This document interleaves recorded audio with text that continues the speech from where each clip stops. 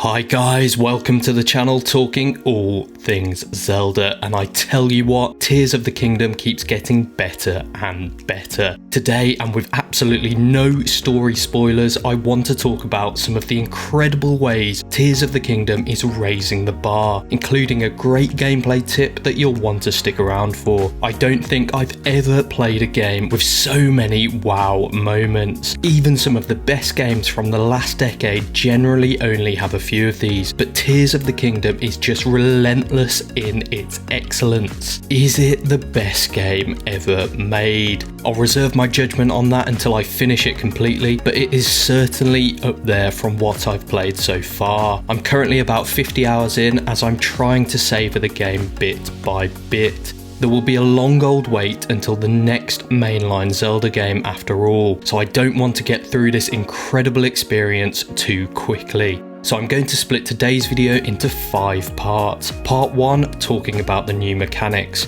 Part 2 will focus on the Zonai devices and the Sky Towers. Part 3 will touch on the story with absolutely no spoilers whatsoever. Part 4 I'll talk about some of the little things that make this game so great. And then Part 5 will briefly discuss the game's technical excellence. So, kicking into part 1, the possibilities afforded by the new abilities and, by extension, the new mechanics are vast. Quite literally, game-changing. Games like this are about the journey, enjoying getting lost in a world of possibilities, ultimate escapism. We've all been having some awesome new gameplay experiences over the last couple of weeks, and I love how Tears of the Kingdom encourages you to improvise, fully embracing that multiple solutions are available for any given scenario. Earlier on in my playthrough, I found myself at Eventide Island, which many of you may remember from Breath of the Wild, with no upgrades to my Zonai power wells, and getting over there was an absolute blast. Making my own speedboat was incredibly satisfying, and the implementation of the new steering device ensures that all of our new creations are enjoyable to pilot. So I completed the various tasks on the island, including the awesome chasm and depth section. I won't spoil what's down there,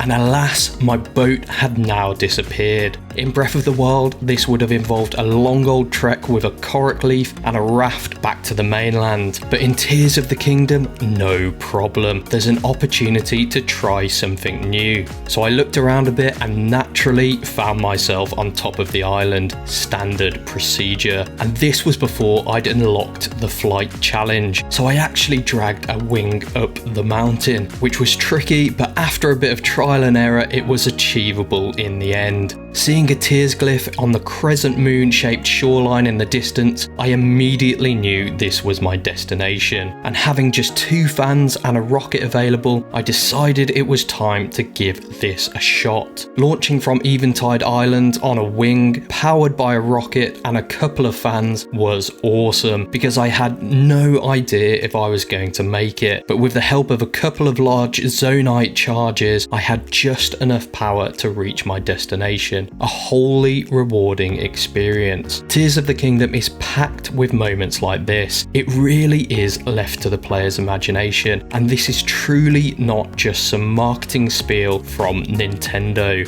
So, moving on, I have a question for you.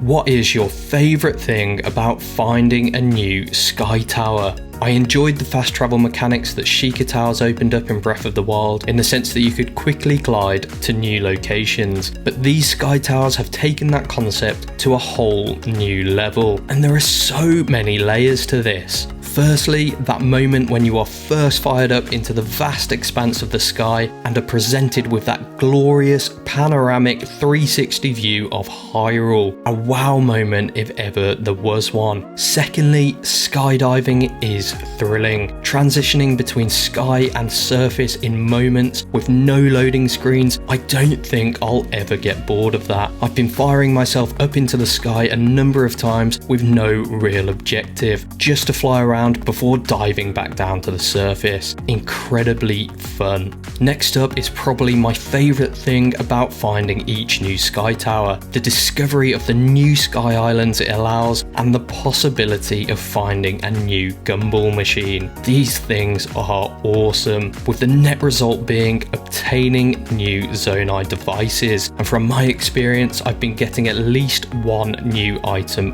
per machine. And let's talk about those Zonai devices for a moment. Previous Zelda games would give you, on average, about 10 to 12 new weapons or essential items during the course of a playthrough, which were always exciting to find, usually within a dungeon or a mini dungeon. Breath of the Wild expanded on that formula by adding a great variety to the primary weapon you could use, but Tears of the Kingdom has completely blown all of this out of the water. The amount of options now available to the player are utterly staggering for both combat and travel. Combining Fuse and Ultra Hand with the new Zonai devices and the fact that you can use what were previously confined to ingredients in Breath of the Wild, think things like Key Swings and Bright Bloom Seeds that you can fuse to an arrow, means that players now have access to a plethora of items that were previously inconceivable. I appreciate the possibilities are not quite limitless, but it certainly feels like they are. Next up, and with absolutely no spoilers whatsoever, the story is really interesting. It's hooked me right in, as I expected it would, right from that opening sequence beneath Hyrule Castle, and I've only progressed some of it. I'm torn between exploring more and progressing the story, but I truly want to take my time with this game and experience everything it has to offer. While I am finding it harder and harder to not rush to story points, there is something rewarding about tackling the whole experience piece by piece and taking the time to digest each part. Similar to the approach many big TV series take, which works really well by giving you weekly episodes, allowing the content to fully land with the audience before moving on. And much in the same way you don't want a good book to end. Remember, there will be a long old wait until the next mainline Zelda game, so I don't want to roll the credits on this incredible experience too quickly, albeit there will probably be some DLC in a year or so's time, which we will all eagerly await. Here's hoping they bring back something similar to Trial of the Sword. Okay, so part 4 then. You can't help but love all the little things present in Tears of the Kingdom and the attention to detail throughout the world. Here are just some examples of things that I love, and I'd love to know what you've been enjoying in the comments below. Bright Bloom Seeds combined with arrows is awesome. Turning on a light is clearly not a new feature in video games. It's even been common in the Zelda series, but it's the way it's implemented here. Attaching it to an arrow and then just pinging a light wherever you want just feels fantastic, with the lighting effect itself being equally impressive. I was so happy when this was introduced during the Great Sky Island segment. And what about the return of Bomb Flowers, a series staple and something I just love, ever since having to throw that basketball ladder shot back in Ocarina of Time into Dongo's cabin. I know, I probably love these more than I should, and you're going to tell me that the bomb arrows from Breath of the Wild were better, but we'll have to agree to disagree on that. And how about firing the game back up? Loading back in now includes a great feature, and if you're anything like me, having explored a number of locations during the last time you played the game, you'll probably have forgotten where you finished up. Well, not anymore, with the loading screen pinpointing and flagging exactly where you are on the map, so that you have that immediate cue to help jog your memory, which assists with kicking your okay, where to next planning into gear. And then this really is a small detail, but it shows the level of care the Zelda team have applied to each facet of the game. The Hylia statues that you offer your blessings of light to now state, instead of go and bring peace to Hyrule, she says go and bring peace to the world, because we have of course got the depths and the Sky Islands now. As I said, a small detail, but something I appreciated. Right, so here's something I thoroughly recommend recommend you do from the outset.